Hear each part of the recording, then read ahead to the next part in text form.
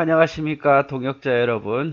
오늘 시편 136편 1절에서 26절까지 우리 같이 보도록 하겠습니다. 자, 시편 136편은요 어떤 내용이냐면 하나님에 대한 경배, 또 하나님에 대한 감사가 들어 있습니다. 그래서 특징은 끝절마다 여호와의 인자하심이 영원하다라는 그런 내용이 들어가 있죠. 자, 1절부터 3절까지는 여호와의 인자하심과 선하심에 대한 감사고, 4절부터 9절까지는 하나님의 창조에 대한 감사고, 10절부터 22절까지는 이스라엘을 인도하신 하나님에 대한 감사, 23절에서 26절까지는 하나님의 돌보심에 대한 감사입니다. 저자는 미상이고요. 자, 본문으로 한번 들어가 보도록 할까요?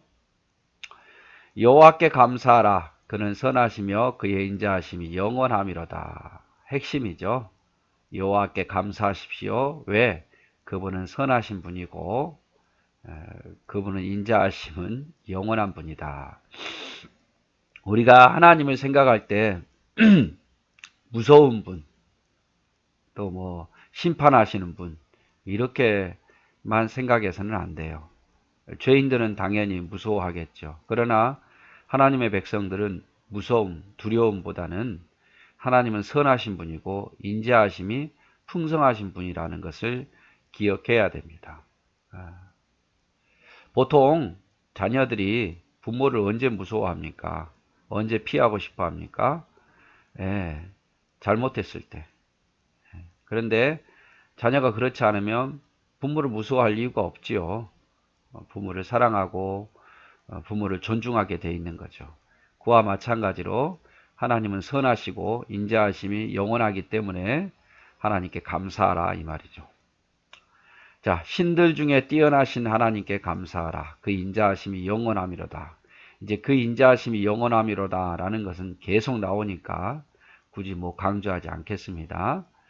신들 중에서 뛰어나신 하나님, 모든 신들 중에서도 가장 뛰어나신 하나님께 감사하라 이 말이에요.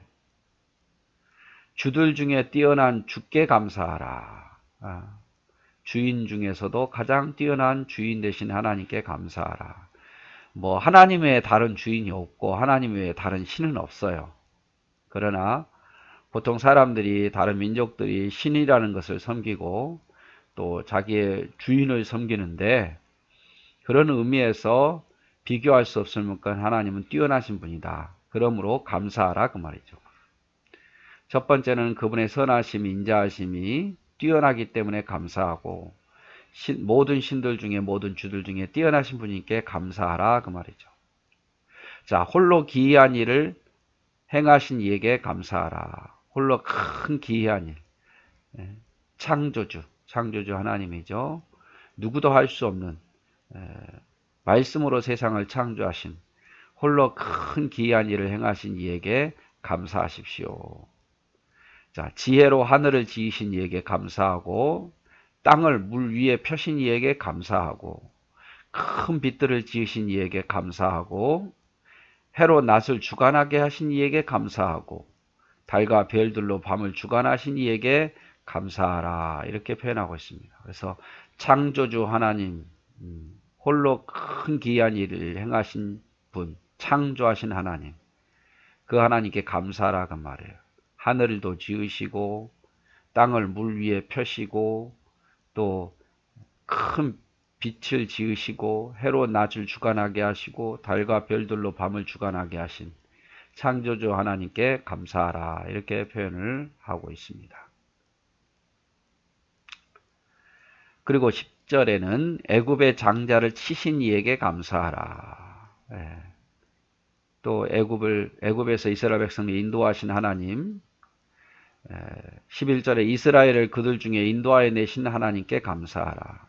강한 손과 펴신 팔로 인도하여 내신 이에게 감사하라. 여기서는 이스라엘 백성들을 애굽에서 건지신 것에 대한 내용을 회상하면서 감사하죠. 또 홍해를 가르신 이에게 감사하라. 이스라엘을 그 가운데에 홍해로 통과하게 하신 이에게 감사하고, 대신 바로와 그 군대를 홍해에 엎드리신 하나님께 감사하라. 홍해를 가르신 사건을 생각하면서 감사하고 있어요. 그리고 계속 이어서 백성들을 광야로 통과하게 하신, 그 광야 물도 없고 살기도 힘든 그곳을 통과하게 하신 이에게 감사하라. 또 광야에서 큰 왕들을 치신 이에게 감사하라. 유명한 왕들을 죽이신 이에게 감사하라. 아모리 왕 시온을 죽이신 이, 바산은 옥을 죽이게 하신 이에게 감사하라. 광야에서 이스라엘 백성들 인도하시고 왕들을 물리쳐 주신 것에 대한 감사죠. 그들의 땅을 기업으로 주신 이에게 감사하라. 그 종 이스라엘에게 기업으로 주신 이에게 감사하라. 가나안 땅을 주신 것에 대한 감사죠. 우리를 비천한 가운데서도 기억해 주신 하나님께 감사하라. 비천한데 기억해 주시고 자녀 삼아 주시고 또 이스라엘 백성 삼아 주신 것, 하나님 백성 삼아 주신 것에 대해서 감사하라 그 말이죠. 우리를 우리 대적에게서 건져 주신 하나님께 감사하라. 우리 육체에 먹을 것을 주신 이에게 감사하라. 그러면서 결론적으로 하늘의 하나님께 감사하라. 그 인자하심이 영원하미로다. 그래서 결국에는 감사할 게 이렇게 많아요. 감사할 게. 선하시며 인자하심, 신들 중에 주들 중에 뛰어나신 하나님, 창조주 하나님, 모든 것을 창조하신 하나님, 또 애굽에서 인도해 내신 하나님, 홍해를 가르신 하나님, 그리고 광야에서 지키시고 모든 큰 왕들을 물리쳐 주시고 21절 때는 가나안 땅을 주신 이에게 감사하라. 그리고 비천한 가운데 우리를 기억해 주시고 대적에게서 우리를 건져 주시고 우리에게 먹을 것을 주신 하나님께 감사하라. 결론적으로 하늘의 하나님께 감사하라. 그 인자하심이 영원하미로다. 그래서 시편 136편은 1절부터 26절 아직 길지만 결론은 하나예요. 하나님께 감사하라. 왜 감사해야 되는가? 그것들을 생각하면서 하나님께 감사하고 있는 내용이 시편 136편에 있는 내용입니다. 자, 시편 137편도 같이 볼까요? 1절부터 9절까지 있는데 개요를 보면 포로 생활의 슬픔 속에서 대적 바벨론에 대한 심판을 기원하는 노래입니다. 그래서 지금 이스라엘 백성들이 포로 생활에 있어요. 그 포로로 끌고 간 나라는 바벨론이에요. 그래서 바벨론을 심판해 달라는 그런 내용이죠. 자, 시온, 예루살렘을 위한 애도가 들어있고 예루살렘을 향한 과거의 기억, 또 에돔과 바벨론에 대한 저주. 왜냐하면 에돔과 바벨론이 이스라엘을 괴롭히고 또 앞장섰기 때문에 그래요. 저자는 위상입니다. 자, 우리가 바벨론의 여러 강변 거기서 앉아서 시온을 기억하며 울었도다.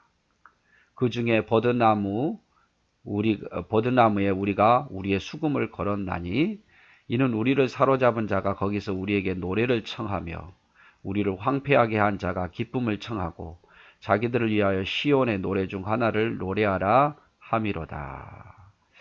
어떤 지금 바벨론의 강변에서 바벨론의 강가에서 지금 이스라엘 백성들이 포로로 끌려간 사람들이에요. 바벨론의 강가에서 예루살렘 과거에 하나님께 예배했던 것을 기억하면서 울었다.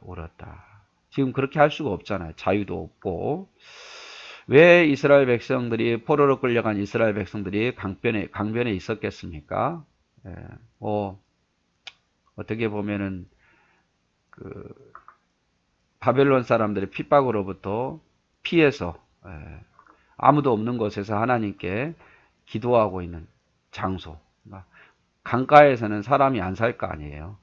그곳에 가서 물이 흐르는 소리를 들으면서 과거에 하나님을 섬겼던 것들을 기억하면서 그리워하면서 하나님께 기도하면서 운 거죠. 서럽기도 하고 그날이 그립기도 하고 그래요. 자, 버드나무에 우리가 우리의 수금을 걸었다. 하나님을 찬양해 하는데 쓰이는 수금을 어디에 걸읍니까? 버드나무에 걸어놨다. 그래서 더 이상 하나님을 찬송할 수 없으니까 하나님을 찬양하는데 수금을 썼는데 더 이상 하나님을 찬송할 수 없으니까 그런 상태가 아니니까 버드나무에 걸어놨다 그 말이죠.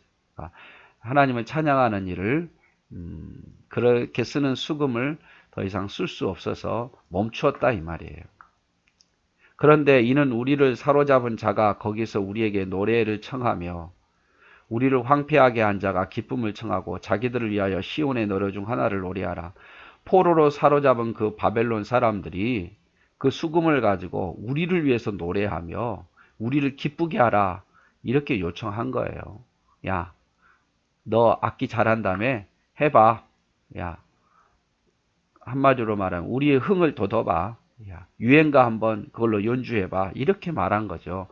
그 수금을 가지고 하나님을 찬양했던 건데 그것을 가지고 자기들의 기쁨을 위해서 자기들의 흥미를 위해서 노래를 연주하라는 거예요. 그래서 그거 싫다 하면서 수금을 버드나무에 걸었다. 연주하지 않았다 이 말이에요. 포로로 끌려가는 어떤 서러움을 이야기하고 있죠. 4절 우리가 이방 땅에서 어찌 여호와의 노래를 부를까?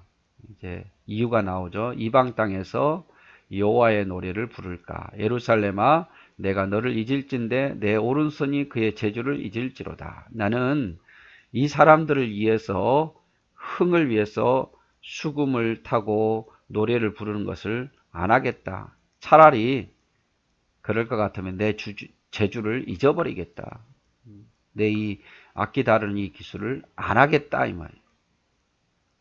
내가 예루살렘을 기억하지 아니하거나 내가 가장 즐거워하는 것보다 더 즐거워하지 아니할진데 내 혀가 내 입 천장에 붙을지로다. 노래도 안 하고 악기도 다루지 않고 아마 저자 미상이지만 이 사람 시를 지은 사람이 아마 악기도 잘 다루고 노래를 잘했던 그런 하나님을 찬양했던 레이지파인 것 같아요. 하나님을 찬양하고 악기를 다루고 그렇게 했던 사람인데 지금 포로로 끌려간 사람이 야 우리 흥을 위해서 이거 한번 해봐.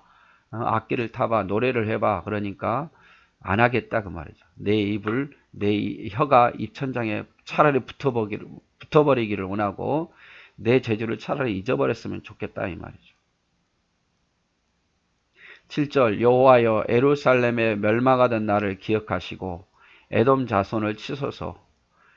그들의 말이 헐어버리라 그 기초까지 헐어버리라 하였나이다. 자, 지금 에돔 자손을 멸해달라고 하나님께 기도하고 있습니다. 왜? 에돔 자손이요 이스라엘이 멸망할 때에 더 옆에서 바벨론 편에 서서 야 헐어버려 성결을 헐어버려 그랬다 그 말이에요. 여러분 그런 말이 있잖아요. 싸운 사람보다 말리는 사람이 더 밉다고.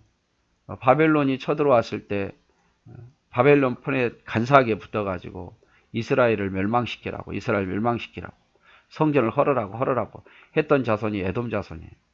이 에돔 자손을 물리쳐 달라 이렇게 기도하고 있는 거예요. 또 멸망할 딸 바벨론아 내가 우리에게 행한 대로 내게 갚는 자가 복이 있으리로다. 바벨론도 멸하기를 원하고 있습니다. 바벨론은 이스라엘에 와서 멸망시킬 뿐만 아니라 성전을 회파시키고 하나님의 성전을 모욕을 주고 이스라엘 백성들을 죽이고 포로로 잡아가고 핍박했지 않습니까? 그래서 이런 에돔 자손, 이런 바벨론이 멸하게 해달라고 하나님께 기도하고 있어요. 자, 내 어린 것들을 바위에 메어치는 자는 복이 있으리로다. 바벨론의 어린 자녀들을 바위에서 메어치는 자가 바벨론을 멸망시키는 자가 복이 있다 이 말이죠. 그래서 여기에서는 이제 137편은 분명히 저자 미상이긴 하지만 내인이었던 것 같고 아마 악기와 노래를 전문적으로 성전에서 했던 사람인 것 같아요. 근데 포로로 끌려가서 그런 일을 할 수 없은 것에 대한 어떤 안타까운 마음. 그런데 바벨론 사람들은 자꾸 그런 재주가 있으니까 우리를 위해서 흥을 위해서 악기를 다루고 노래를 불러봐라 하니까 나는 절대로 그렇게 하지 않겠다라고 다짐하면서 오히려 에돔 족속 바벨론을 하나님께서 멸해달라는 간절한 기도의 내용이 들어 있습니다. 네, 오늘 이제 2장을 함께 보았습니다. 사랑하고 축복합니다.